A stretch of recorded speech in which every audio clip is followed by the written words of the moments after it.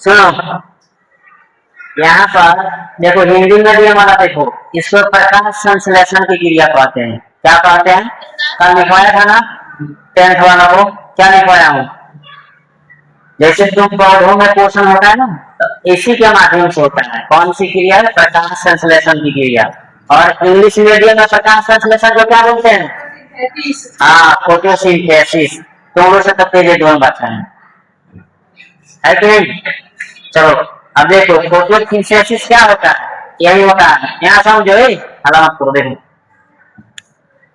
CO2 H2O, यानी ये CO2 किससे लेता है? इन्वायरमेंट से लेता है ना, कल बताया था ना।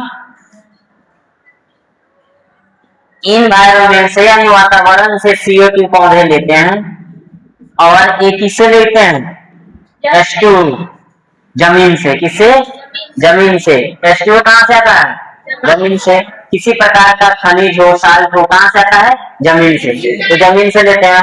और इसके प्रेजेंस में सनलाइट यानी प्रकाश की उपस्थिति में पौधे पत्तियों के जो क्लोरोफिल होते हैं ना, उसी के द्वारा प्रकाश की उपस्थिति में CO2 और H2O लेके अपने क्या बनाते हैं? भोजन बनाते हैं। क्या बनाते हैं? भोजन। तो क्या प्राप्त होता है? C6H2O6, ये ग्लूकोज का भी फॉर्मूला होता है ना? ग्लूकोज होता है कि नहीं होता है?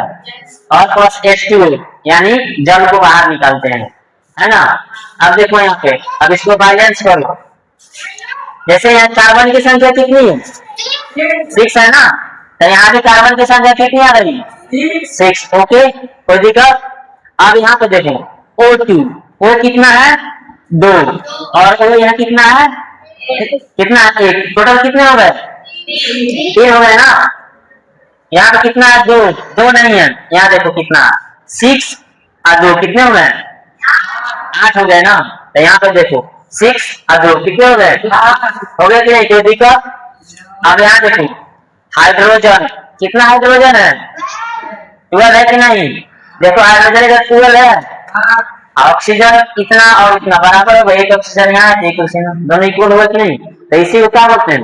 बैलेंस यानी संतुलन। यानी रिएक्शन के बाद भी और रिएक्शन के पहले भी क्या होता है?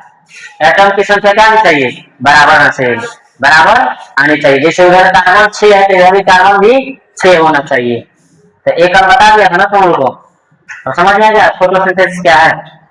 कोई दिक्कत?